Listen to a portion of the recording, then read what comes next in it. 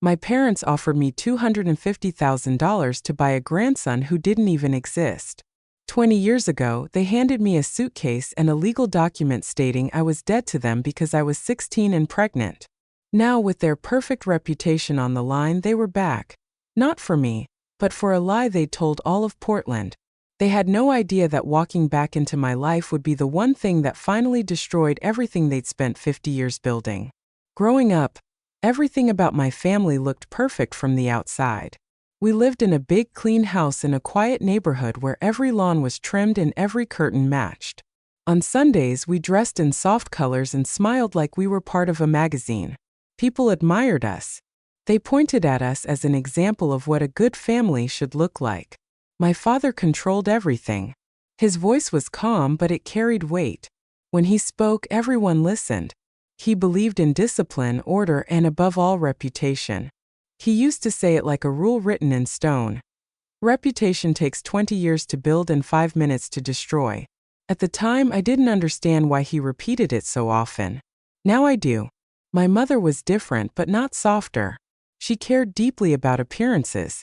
She knew everyone in the neighborhood, organized events, led committees, and made sure people saw our family exactly the way she wanted.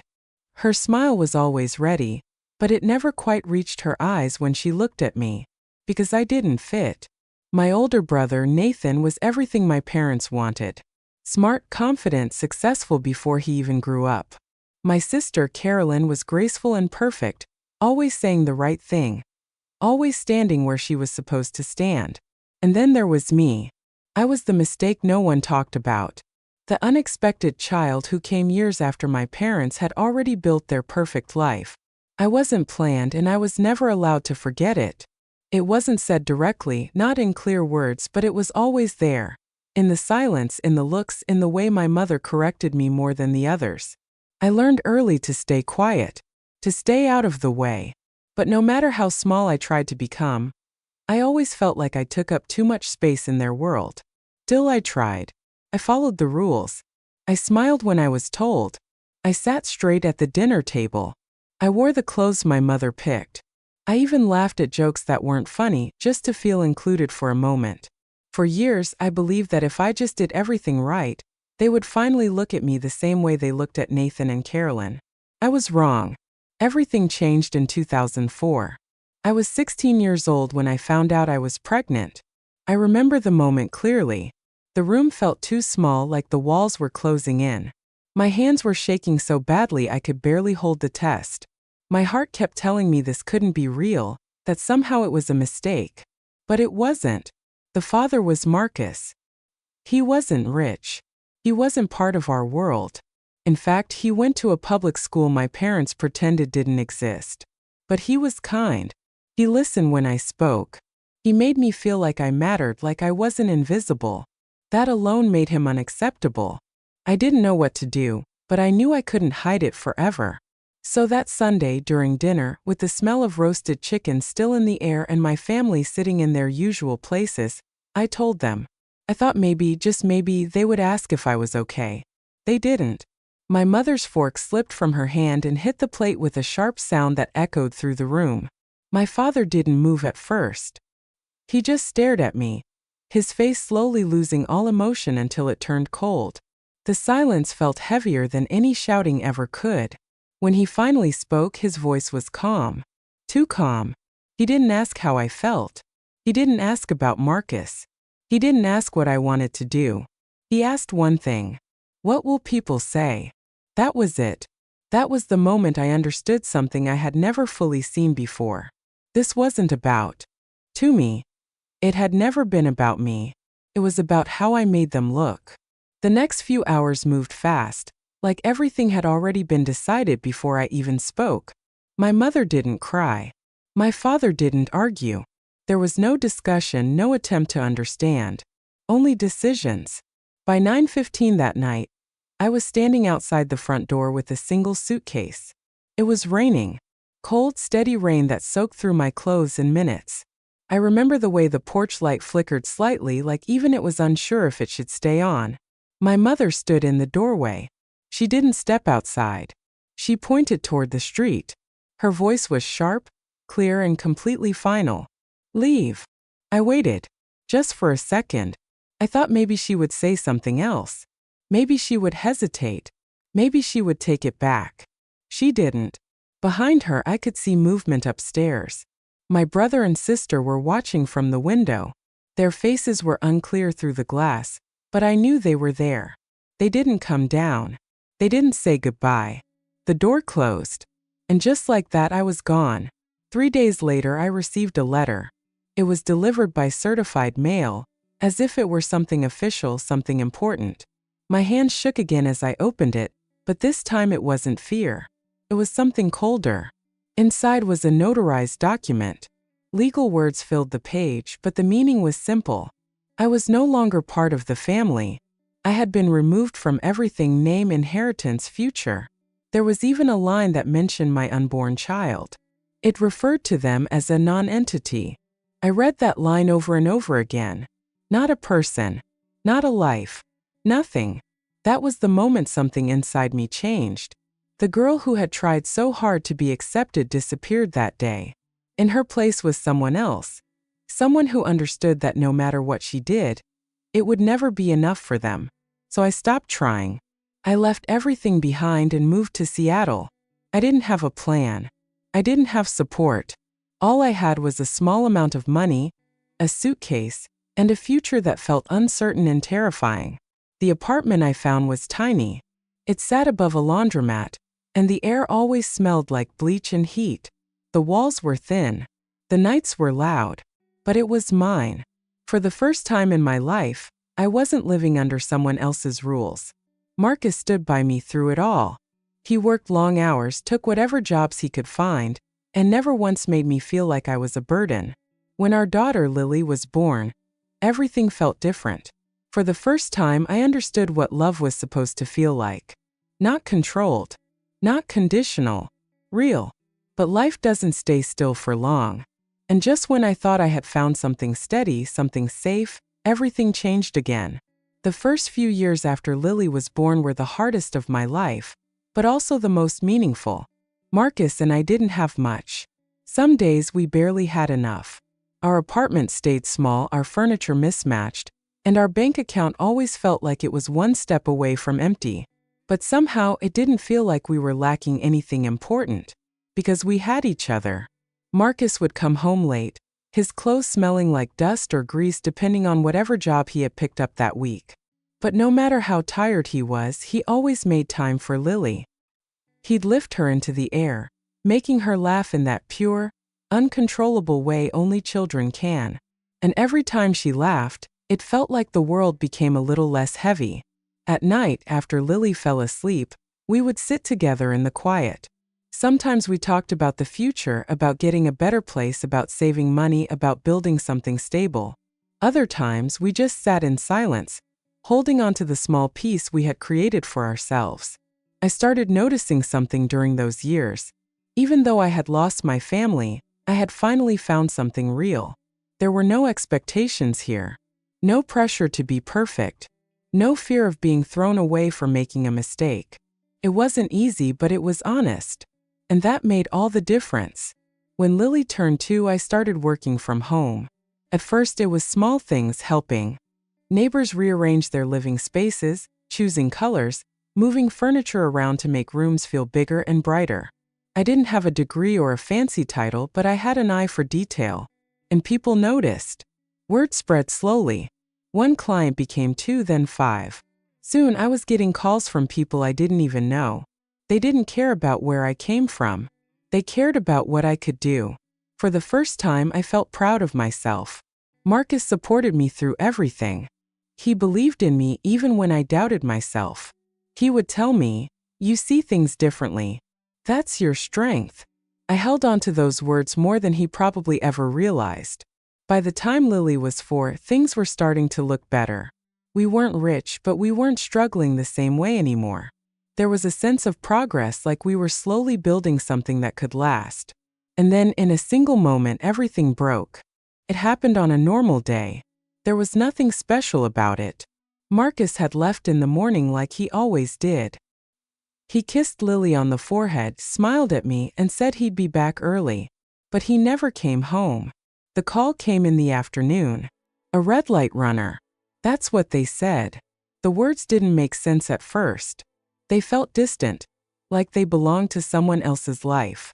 I remember holding the phone, trying to understand what I was hearing, but my mind refused to accept it. By the time it finally sank in, it was too late. Marcus was gone. Just like that. No goodbye. No warning. No last moment to hold on to. I was 22 years old, standing in the same kind of silence I had felt years ago on my parents' porch. But this time it was worse. Because this time I wasn't just losing a home. I was losing the person who had helped me build one. The days that followed were a blur. People came and went. There were words of sympathy, quiet hugs, and empty promises of support. But at the end of each day, it was just me and Lily. And the reality that everything had changed again. I had $12,000 from insurance. That was it. $12,000 to raise a child, pay rent, and somehow survive in a world that suddenly felt too big and too cold. There were moments when I thought about giving up. Not in a dramatic way. Not all at once. But in small, quiet thoughts that crept in when I was exhausted. When Lily was asleep and the apartment felt too empty. When the future looked like a long road with no clear direction. But every time those thoughts came, something stronger pushed them away. Lily. She needed me. And unlike my parents, I wasn't going to walk away. So I made a decision. I wasn't going to break. I took every bit of energy I had and poured it into work. I expanded the small design jobs I had been doing. I started studying on my own. Watching videos, reading books, learning everything I could about interior design, business, and branding. I didn't have the luxury of failure. Every choice mattered. I worked during the day while Lily was with a neighbor. I worked at night after she fell asleep. I worked through exhaustion, through grief, through moments when my hands felt too heavy to keep going. Slowly, things began to shift. One of my small projects got noticed online. Then another. People started sharing my work. Clients began reaching out from different parts of the city. They liked my style, simple, warm, and deeply personal. They said my designs felt like home. That word meant everything to me, because I knew what it felt like to lose one. By the time Lily turned 8, I had something real. Not just small jobs, but a growing business. I gave it a name that reflected everything I believed in. Hearth Home Interiors. A hearth is where warmth lives. Where people gather, where stories are shared. It was everything I had been searching for my entire life. The business grew faster than I expected. I hired my first employee, then another. I took on bigger projects, worked with better clients, and slowly stepped into a world I had never imagined being part of. But this time it was different. This time I built it myself. No one handed it to me. No one controlled it. No one could take it away with a single decision. Years passed. Lily grew into a strong, intelligent young woman. She had Marcus's kindness and something else too, something fierce. A strength that came from knowing where she came from and choosing who she wanted to be. I told her the truth about everything when she was old enough to understand. Not to make her angry, not to make her hate anyone, but so she would never feel like she wasn't enough. Because she was. She always had been. By 2024, Hearth Home Interiors wasn't just successful. It was a multi-million-dollar company. Sometimes I would stand in the middle of one of my finished projects, beautiful spaces filled with light, comfort, and life. And I would think about that night in the rain.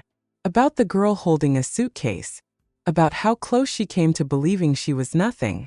And I would realize something. They didn't destroy me. They set me free. I thought that chapter of my life was over. I thought the past had finally stayed where it belonged. But I was wrong. Because success has a way of attracting attention. And one article was all it took to bring everything back. The article was meant to be simple. A local magazine reached out, asking if I would share my story, how I went from being a teenage mother with nothing to running a successful interior design company. First, I hesitated. I had spent years building my life quietly without looking back. The past was something I carried, but I didn't talk about it. But they convinced me. They said my story could inspire people, that it could give hope to someone who felt stuck or forgotten. So I agreed. The interview took place in one of my favorite completed projects, a warm, sunlit home filled with soft textures and calm colors. The reporter asked thoughtful questions, and for the first time in a long while, I spoke about everything. Not in detail, not with bitterness, but honestly. I mentioned that I had been cut off from my family at 16. I talked about raising Lily on my own after Marcus passed away. I shared how I built my business step by step, learning as I went. And then I moved on. To me, it was just another part of the past. But to someone else, it became something entirely different. The article was published online first, then in print. Within days, it started gaining attention. People shared it. Messages came in from strangers telling me how much it meant to them. Some said they saw themselves in my story. Others said it gave them courage. Felt good.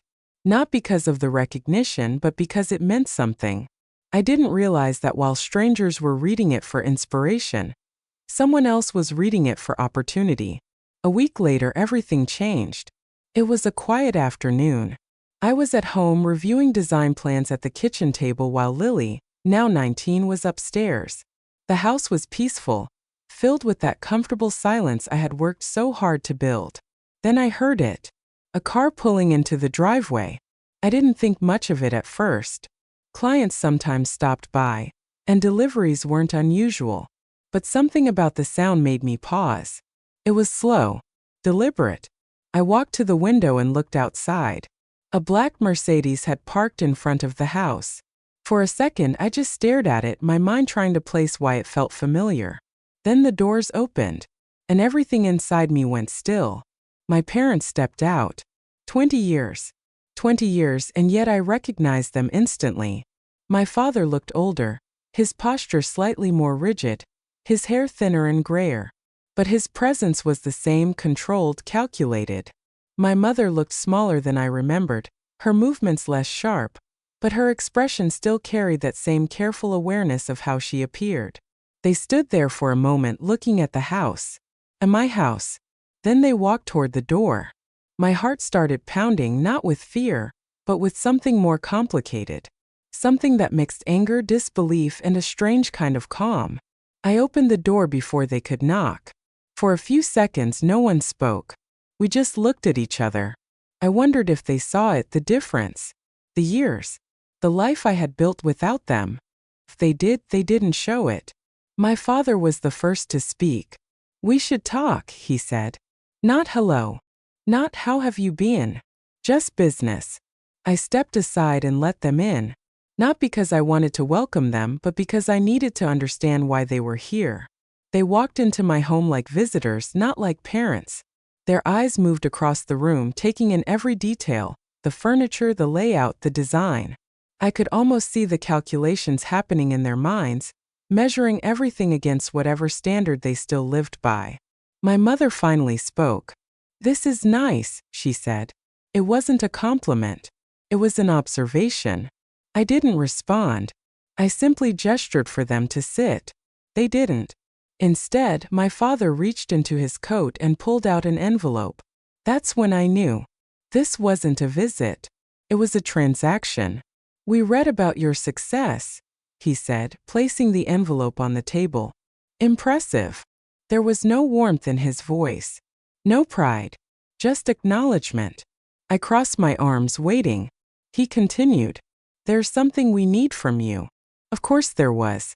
I felt a bitter sense of clarity settle over me. They hadn't come because they missed me. They hadn't come because they regretted anything. They had come because they needed something. "What?" I asked. My mother and father exchanged a quick glance, as if silently agreeing on how to present whatever this was. Then my mother spoke again. "We understand you have a son." For a moment I thought I had misheard her. "A what?" I asked. "A son," she repeated. "We read the article." And just like that, everything clicked into place. They hadn't actually read it. Not carefully. They had skimmed it, picked out the words they wanted to see, filled in the gaps with assumptions that fit their needs.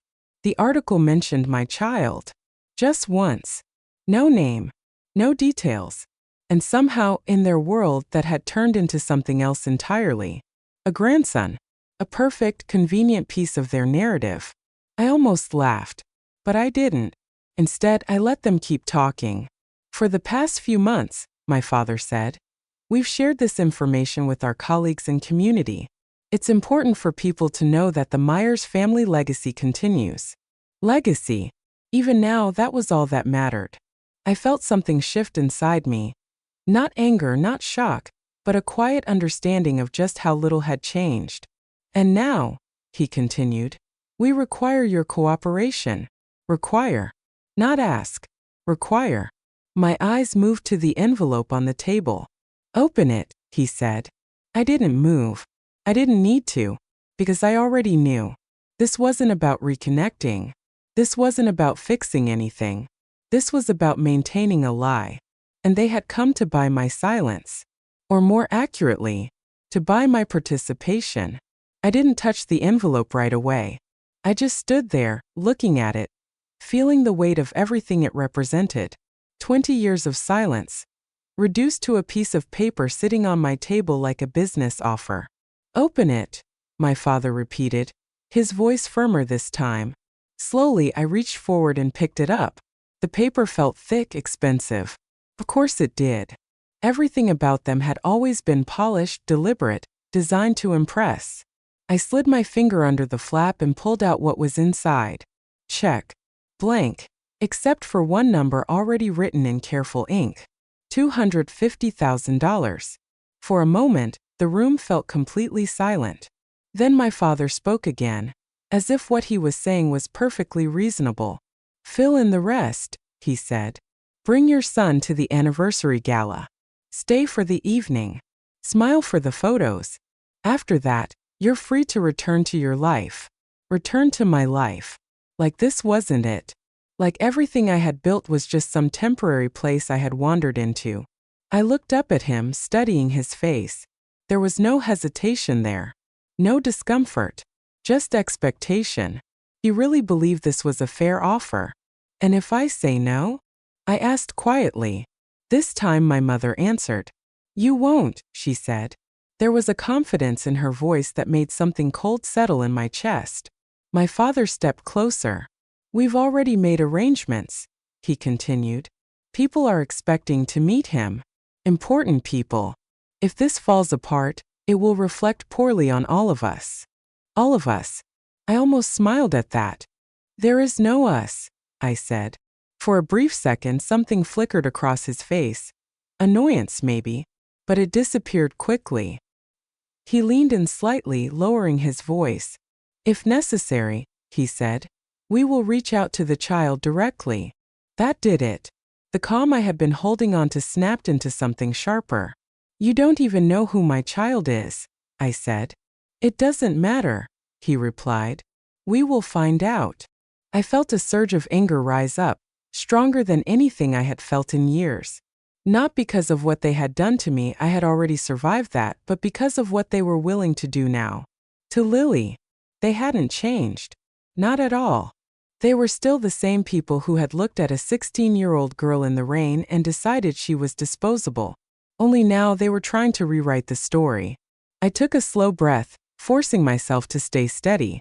You want a performance? I asked. My father straightened slightly. Yes, he said. That would be the most efficient way to handle this. Efficient. That word echoed in my mind. I looked at the check again. $250,000. Once upon a time, that amount would have changed my life. It would have solved everything. It would have meant safety, security, relief.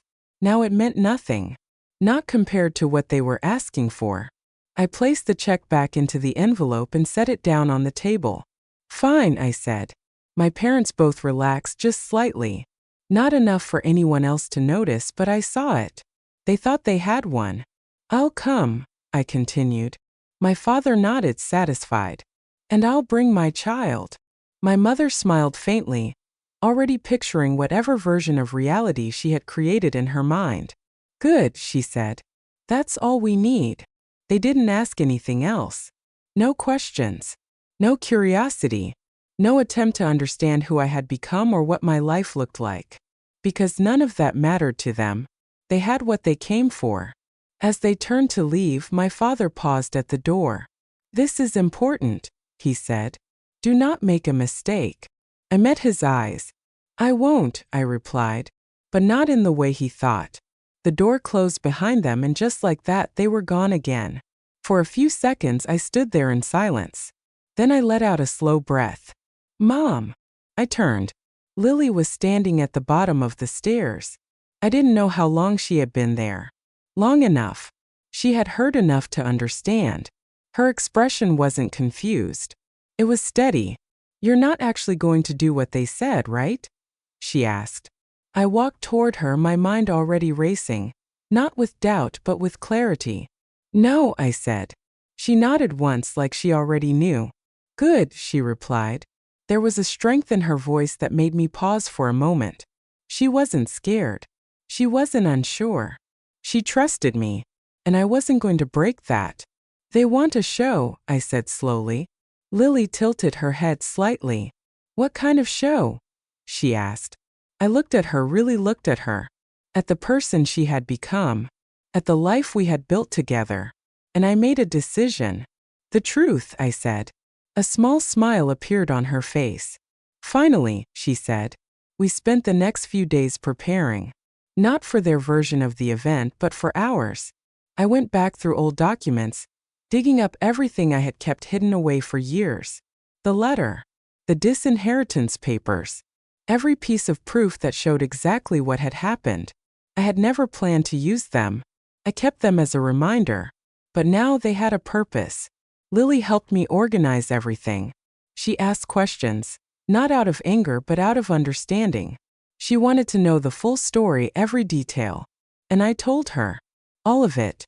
Not to hurt her, but to make sure she stood there that night knowing exactly who she was, and who she wasn't. The day of the gala arrived faster than I expected. November 15th. The Heathman Hotel stood exactly the way I remembered it from years ago. Elegant, polished, untouched by time. The crystal ballroom was already glowing with soft lights and quiet music as guests arrived, dressed in their best, carrying themselves with the same careful confidence I had grown up around. 200 people. Maybe more. And beyond that, cameras. A live stream running straight to their church community. Of course. Every detail perfectly arranged. Every moment controlled. Or at least, that's what they thought. Lily stood beside me at the entrance. "Ready?" I asked. She looked at me, calm and steady. "Always," she said. And together we walked in.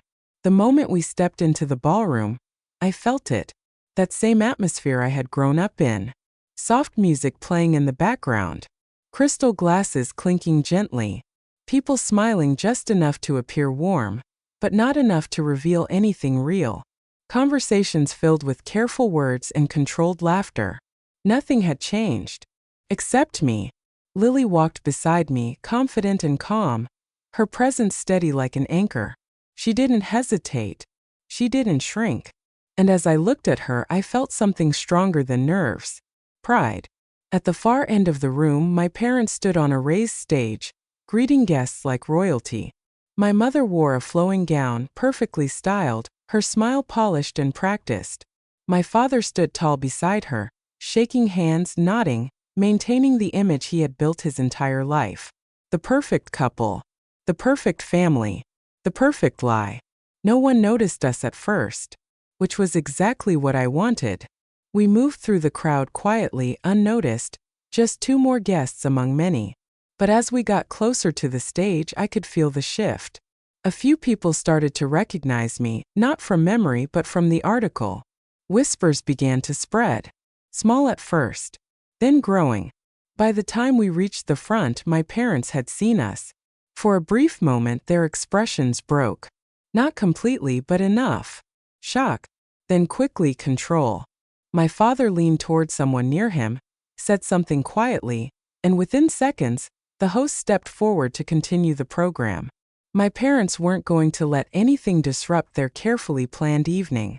But it was already too late. Because I wasn't there to follow their plan. I was there to end it. I stepped forward, guiding Lily with me, and walked straight toward the stage. A few people turned to look. Then more. The whispers grew louder. My heart was beating fast, but not from fear. From certainty. We reached the steps.